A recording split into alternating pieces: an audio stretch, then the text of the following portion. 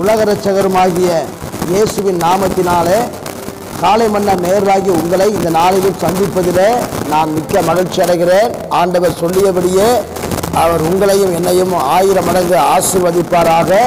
இந்த 1714வது காலை மன்னா நிகழ்ச்சிக்கு நான் உங்களை அழைத்து செல்ல விரும்புகிறேன். அதற்கு முன்பதாக நான் மிக மிக முக்கியமான ஒரு காரியத்திற்காக ஜெபிக்க வேண்டும். எதற்கென்று பார்க்கும்போது இந்த சபைக்குள் இருக்கிற நம்முடைய சபைக்குள் இருக்கிற எல்லா மக்களையும் ஆண்டவர் ஆசீர்வதிக்கணும். இந்த பண்டிகை காலங்களிலே ஆண்டவர் எல்லா விசுவாச குடும்பங்களையும் ஆசீர்வதிக்கும்படியாக நாம் ஜெபம் பண்ணுவோம். ஆண்டவர் தேசத்திலே சபையிலே பெரிய காரியங்களை செய்வாராக. ஆமென். கர்த்தருக்கு ஸ்தோத்திரம் உண்டாவதாக. இந்த 1714வது காலை மன்னா நிகழ்ச்சிக்கு நான் உங்களை அழைத்து சொல்வதற்கு முன்பதாக ஒரு வசனத்தை உங்களுக்கு தீர்க்க தரிசனமாக சொல்ல விரும்புகிறேன். ஏனென்று பார்க்கும்போது நமக்கு பிறக்க போற 2025 நமக்கு ஒரு ஆசீர்வாதத்தை கொண்டு வரும்படியாக, ஆண்டவர் நம்மை உயர்த்தும்படியாக, ஆண்டவர் நம்மை பலப்படுத்தும்படியாக ஒரு வசனத்தை நானும் நீங்களும் கண்டிப்பாக அந்த வார்த்தையை பார்க்க வேண்டும்.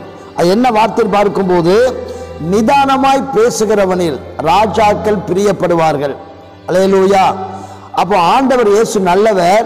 ஒரு வசனத்தை வாசிக்கிற கவனமாய் கேளுங்கள். நீதிமொழிகள் புஸ்தகம் 16ஆம் அதிகாரத்தில் 13ஆம் வசனம் இவ்வாறாக சொல்லப்பட்டிருக்கிறது, நிதானமாய் பேசுகிறவனில் ராஜாக்கள் பிரியப்படுவார்கள். அல்லேலூயா. ஆண்டவர் இயேசு நம்மை ஆசீர்வதிக்க வேண்டும் என்று சொன்னார். பிறக்கப்பெற புதிய ஆண்டு 2025 நமக்கு ஒரு ஆசீர்வாதத்தின் ஆண்டாக மாற வேண்டும் என்று சொன்னால் நாம் எல்லாருமே எல்லா காரியத்திலையும் நிதானமாய் பேச வேண்டும். அல்லேலூயா. நிதானமாய் பேசுகிறவனில் ராஜாக்கள் பிரியப்படுவாங்களாம். அல்லேலூயா.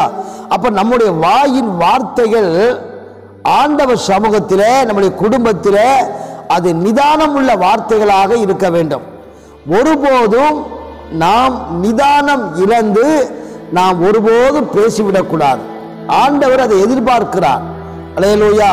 அப்போ பிறக்கிற 2025 நமக்கு ஒரு ஆசீர்வாதத்தை கொண்டு வர வேண்டும் என்று சொன்னால் நாம் எல்லா காரியத்திலையும் நிதானமாய் பேசணும். கணவன் மனைவி கிட்ட பேசும்போதும், மனைவி கணவனிடம் பேசும்போதும், பெற்றோர் பிள்ளைகளிடத்தில் பேசும்போதும், பிள்ளைகள் பெற்றோரிடம் பேசும்போதும், மாமனார் மாமியார் மருமகன் மருமகளிடம் பேசும்போதும் ரொம்ப நிதானமாய் பேசணும். நீங்க வேலை பார்க்கிற ஸ்தலங்களில், நீங்க படிக்கிற இடத்துல நீங்க ரொம்ப நிதானமாய் பேசணும். அல்லேலூயா. நிதானம் இழந்து விட்டால் நமக்கு ஒரு ஆசீர்வாதம் வரவே வராது. நம்ம எந்த காரியத்திலையும் யாரிடம் பேசினாலும் நிதானமாய் பேசணும். அல்லேலூயா. ஏன்னா வசனம் சொல்லப்பட்டிருக்கிறது 15ஆம் நீதிமொழி 15ஆம் அதிகாரத்தில் ஒன்று சொல்லப்பட்டிருக்கிறது, மெதுவான பிரதியுத்தரம் உக்கிரத்தை மாற்றும், கடும் சொற்கள் கோபத்தை எழுப்பும். அல்லேலூயா. அப்போ நம்ம ஆசீர்வதிக்கப்பட வேண்டும் என்று சொன்னால் நம்ம வாயிலிருந்து பிறக்கிற வார்த்தைகள் மெதுவான வார்த்தைகளாக வரணும். மெதுவான பிரதியுத்தரம் உக்கிரத்தையே மாற்றிடும். கடும் சொற்கள், வேகமா பேசுவது, நிதானம் இழந்து பேசுவது, அது கோபத்தை எழுப்பிடும். அல்லேலூயா.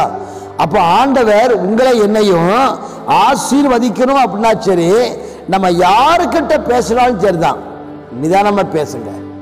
அது சின்ன பிள்ளைகிட்ட பேசினாலும் பரவாயில்ல, நிதானமா பேசுங்க. உங்க பிள்ளைகிட்ட பேசினாலும் பரவாயில்ல, நிதானமா பேசுங்க. ஒருபோதும் கடும் சொற்களோடு பேசாதீங்க, மெதுவா பேசுங்க. ஆண்டவர் இயேசு உங்களை ஆசீர்வதிப்பார். இன்னைக்கு அநேகர் பார்க்கும்போது ரொம்ப வேக வேகமா பேசிதான் அநேக நன்மைகளையும் ஆசீர்வாதங்களையும் இயேசுவிடம் பெற முடியவில்லை. அல்லேலூயா. அப்ப இதற்கு காரணம் என்னது? நம்முடைய வாயிலிருந்து பிறக்கிற வார்த்தைகள் தான். அதான் நீதிமொழிகள் 18:21 சொல்லப்பட்டிருக்கிறது, மரணமும் ஜீவனும் எங்கே இருக்கிறது? நாவின் அதிகாரத்தில் இருக்கிறது. அதில் பிரியப்படுகிறவர்கள் அதில் கனியை புசிப்பார்கள். இந்த காலை மன்னா செய்தியை பார்த்து கொண்டிருக்க நீங்க எப்படி பேசுறீங்க? உங்க குடும்பத்தில் எப்படி பேசுறீங்க? உங்க வேலை தளத்தில் எப்படி பேசுறீங்க? உங்க வீட்டில் எப்படி பேசுறீங்க? எரிஞ்செறிஞ்சு விடுறீங்களா? கோபப்பட்டு பேசுறீங்களா? நிதானம் இழந்து பேசுறீங்களா? பேசவே பேசாதீங்க. அது ஆசீர்வாதத்தை மட்டுப்படுத்தும். ஆசீர்வாதத்தை வரவிடாமல் தடுத்து நிறுத்துகிறது நம்முடைய வாயின் வார்த்தைகள். ஆகினால எல்லா காரியத்திலையும் நாம் நிதானமாய் பேசுவோம் என்று சொன்னால் நமக்கு ஒரு பெரிய ஆசீர்வாதங்கள் காத்திருக்குது. அல்லேலூயா. ஆகினால இந்த காலை மன்னா செய்தியை கேட்கிற நாம் இன்னைக்கு மாத்திரம் இல்லை, நம்ம சாகிற வரைக்கும் யார்கிட்ட பேசினாலும் சரிதான், பொறுமையாக பேசுங்க, நிதானமாய் பேசுங்க, அன்பாய் பேசுங்க, மெதுவாய் பேசுங்க. உக்கிரமே மாறும், கடு சொற்கெல்லாம் பெயரும், ஆண்டவரை ஆசீர்வதிப்பார். என்ன பைபிள்ல நிதானமாய் பேசி நன்மைகளை பெற்றவங்களும் இருக்கிறாங்க, நிதானம் இல்லாமல் பேசி சாபங்களை வாங்கினவங்களும் பைபிள் இருக்கிறாங்க. அல்லேலூயா. ஆகினால காலை மன்னா நேரலாகிய நாம் நிதானமாய் பேசுவோம். யாருக்கிட்ட பேசினாலும் சரிதான். நீங்க உங்க பாஸ்டர்கிட்ட பேசுறீங்களா, அல்லாட்ட உங்க ஓனர்கிட்ட பேசுறீங்களா, உங்களுக்கு மேலே இருக்கிற நபர்கிட்ட பேசுறீங்களா, அல்லாட்ட உங்க வேலைக்காரங்கிட்ட பேசுறீங்களா, அல்லது ஒருவேளை அல்லது நீங்க ஒருவேளை படிக்கிற இடங்கள்ல நீங்க பேசுறீங்களா, யாருக்கிட்ட பேசாலும் பரவாயில்ல, நிதானமா பேசுங்க. யோபு எல்லா விதத்திலும் நிதானமாய் பேசினான் என்று சொல்லி கர்த்தரே சாட்சி கொடுக்கிறார். என் தாசா யோபு என்னை குறித்து நிதானமாய் பேசுறது போல நீங்கள் பேசவில்லை என்று சொல்லி கர்த்தரே சொல்றார். அதனால்தான் யோபு இரட்டத்தனையா நன்மையை பெற்றுக்கொண்டான். நிதானமாய் பேசி இழந்தது உண்மைதான், ஆடு மாடு செல்வாக்கு எல்லாம் போனது உண்மைதான், 10 பிள்ளைகள் போனது உண்மைதான். எல்லா சூழ்நிலைகளையும் யோபு நிதானம் இழந்து பேசவே இல்லை. அவன் சொன்னான், கர்த்தர் கொடுத்தார், கர்த்தர் எடுத்தார், கர்த்தர் கையில் நன்மை பெற்ற நாம தீமையும் பெற வேண்டாமோ அப்படின்னு சொல்லி அவன் தன்னை தாழ்த்தினான், நிதானமாய் பேசினான். நீங்க எப்படி பேசுறீங்க? யோசித்து பாருங்க. நீங்க எப்படி உங்க வீட்டில் பேசுறீங்க? படபடபன்னு பேசுறீங்களே, பொறிஞ்சி தள்ளுறீங்கள? வேண்டாம், நிதானமா பேசுங்க. யோபு சொல்றார், பைத்தியக்காரி பேசுவது போல நீ பேசாத, கர்த்தர் கையில் நன்மை பெற்ற நாம தீமையும் பெற வேண்டாமோ என்று சொல்லி இவை எல்லாவற்றையும் யோபு தன் உதறினால் எந்த பாவம் செய்யல. பதிலாங்க ஒரே நாளில் எல்லா சொத்து சுகத்தை இழந்தாலும் 10 பிள்ளைகளை இழந்தாலும் நிதானத்தை இழக்கல யோபு. நம்ம ஒருபோதும் நிதானத்தை இழந்துடக்கூடாது. நமக்கு என்ன பிரச்சனை வந்தாலும் பரவாயில்ல, நிதானத்தை இழக்காம நிதானமா பேசி பாருங்க, ஆண்டவர் இயேசு உங்களை உயர்த்துவார். அல்லேலூயா. ஐயா பைபிள்ல 1 சாமுவேல் 25ஆம் அதிகாரத்துல அங்க நாபால்னு ஒரு மனுஷன் இருக்கிறான். அவன் நிதானமா பேசல. திரும்ப உங்களுக்கு தாவீதின் வாலிபர் அங்க போன போது தாவீதின் வாலிபர் அந்த நாபாலை பார்த்து பேசின போது வசனம் சொல்லப்பட்டிருக்கிறது. 1 சாமுவேல் 25ஆம் அதிகாரத்துல 10-11 சொல்லப்பட்டிருக்கிறது. அந்த தாவீதின் மனுஷர்கிட்ட நாபால் நிதானம் இழந்து பேசினான். நிதானமா பேசல. அந்த 10 வாலிபர் நிதானமா பேசுறாங்க. ஆனா நாபால் நிதானம் இழந்து பேசிட்டான். சம்பவம் என்ன தெரியுமா? அதே 1 சாமுவேல் 25ஆம் அதிகாரத்துல சொல்லப்பட்டிருக்கிறது, 37-38 சொல்லப்பட்டிருக்கிறது. பொழுது விடிந்து நாபாலின் வெறி தெளிந்த பின்பு அவன் மனைவி இந்த வர்த்தமானங்களை அவனுக்கு அறிவித்தால், அப்பொழுது அவன் இருதயம் அவனுக்குள்ளே செத்து கல்லை போலானான். ஐயா, நிதானம் இழந்து பேசிட்டோம் அப்படின்னா முதலாவது சாகிறது நம்முடைய இருதயம். இருதயம் செத்துரும். நல்லா புரிஞ்சு கொள்ளுங்க, போட்டு பாருங்க. அவன் இருதயம் அவனுக்குள்ளே செத்து அவன் கல்லை போலானான். கல்லை போல மாறிட்டான். ஏன் தெரியுமா?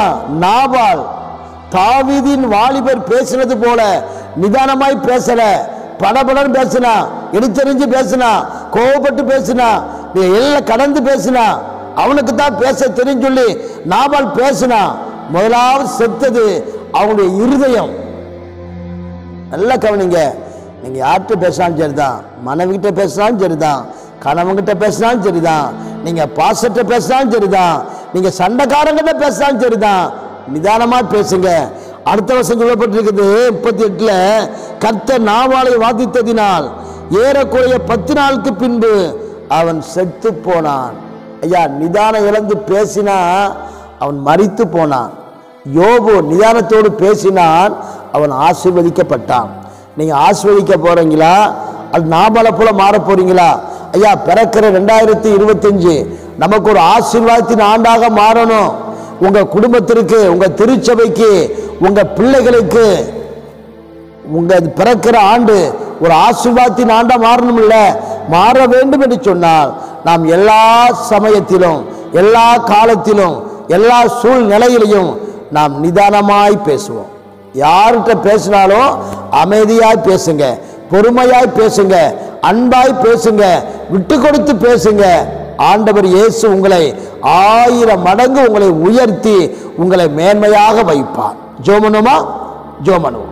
அன்பின் பரலோக பிதாவே, உம்முடைய குமாரனாகிய இயேசுவின் நாமத்தில் நன்றியோடு துதிக்கிறோம். ஆண்டவரே, நாங்கள் எல்லா சமயத்திலையும் நிதானமாய் பேச எங்களுக்கு அனுக்கிரகம் பண்ணுங்க. ஒருபோது நாங்கள் நிதானத்தை இழந்து யாரிடத்திலும் பேசிடக்கூடாது அப்பா. ஆண்டவர் யோபு பேசினது போல நிதானமாய் பேசி நன்மைகளை பெற்றுக்கொள்ள ஒவ்வொருத்தருக்கும் உதவி செய்யுங்க. இயேசுவின் நாமத்தில் கேட்கிறோம் நல்ல பிதாவே. ஆண்டவர் இயேசு உங்களை உயர்த்துவார்.